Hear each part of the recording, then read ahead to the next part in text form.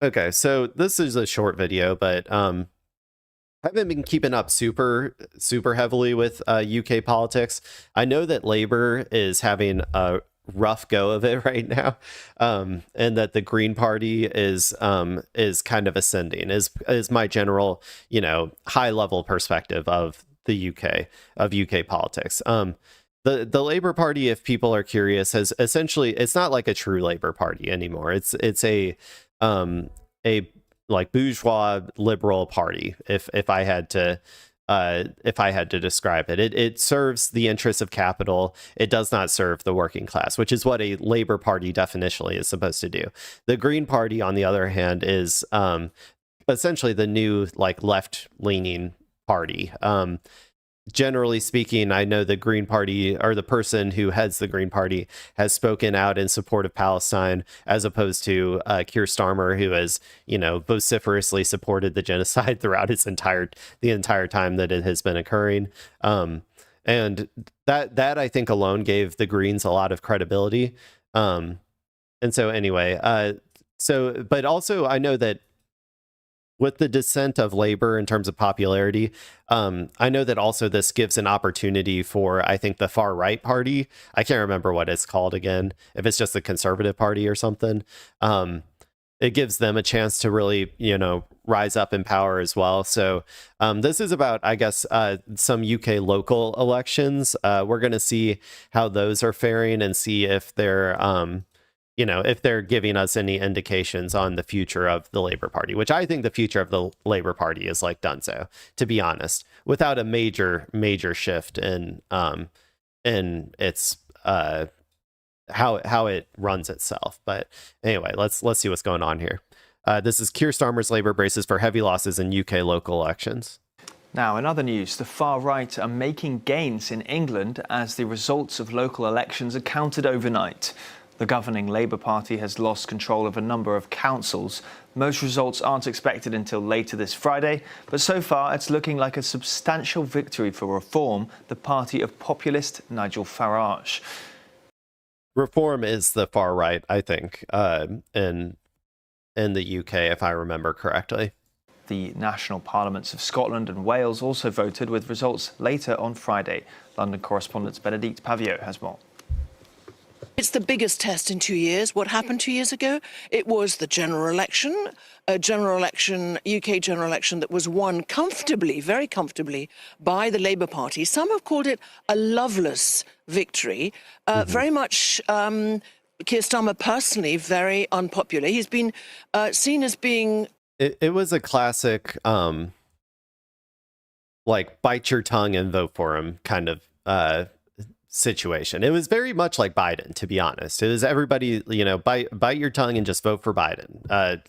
We can't dream for anything better. You're not allowed to want anything better. Just bite your tongue and vote for Biden. Like, that was what we were told. I think it was a very similar situation in the UK. They also have a parliamentary system, so I think a lot of the they I think convinced a lot of left people who would have potentially voted for the Greens or for other candidates, like convinced them to vote for Labour so that they would have a majority. And then Labour just screwed everybody in terms of their actual policies that they're implementing, like screwed the working class. They have been terrible, is my understanding. Like in terms of like austerity, I think like privatizing stuff, I think they're doing a lot of that. Like privatizing public services, like I think they're doing a lot of that. So yeah, that's kind of, I think, what happened in 2024. Keir Starmer personally very unpopular. He's been seen as being very much in tune with public opinion about initially distancing the United Kingdom from those Israeli-US attacks and this war on Iran, and only offering really a defensive help. Of course, heavily criticized by the American president. Not true. They were involved in some of the offensive stuff, I'm pretty sure. I don't think that they sent any.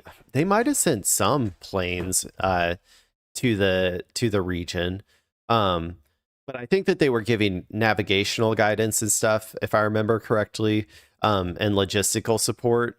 They were definitely involved to some extent with offensive operations, help. which technically, by the way, means they are a part of the war. Like they are also at war with Iran because they did that.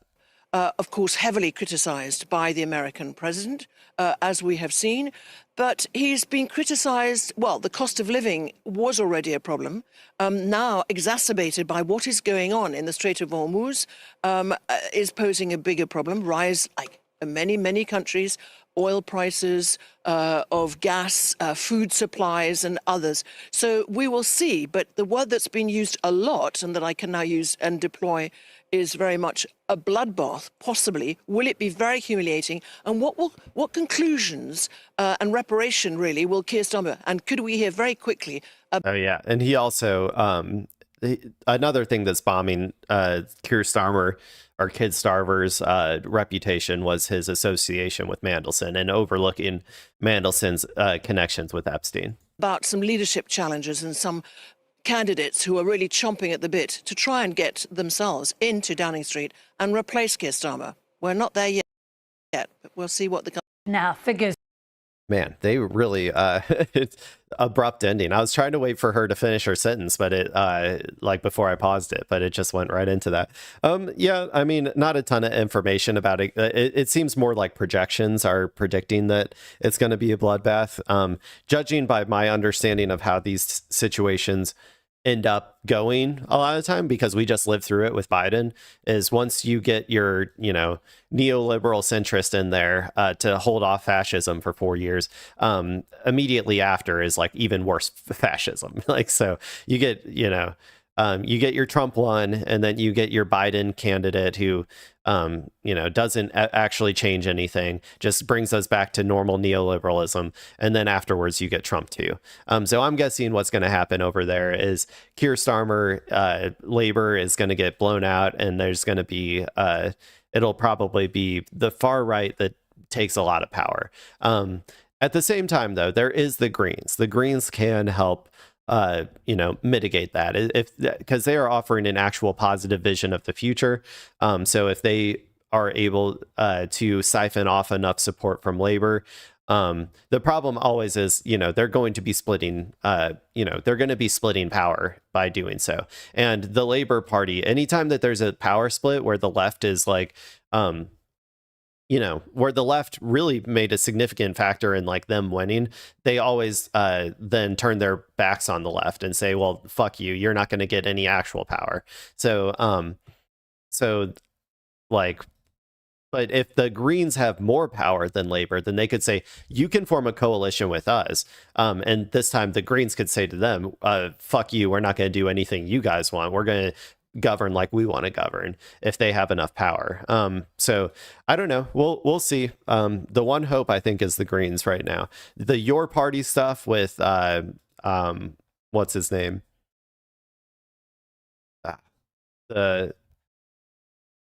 I can't remember. The dude who was ousted for anti-Semitism allegations, back when that sort of stuff worked a lot better for being anti-Israel. I can't remember his name right now. I'm blanking. Anyway, his Your Party thing was just a spectacular failure in my book. So I don't think that that's really going to go anywhere. I think that just needs to be absorbed into the Greens at this point. Anyway, there you go.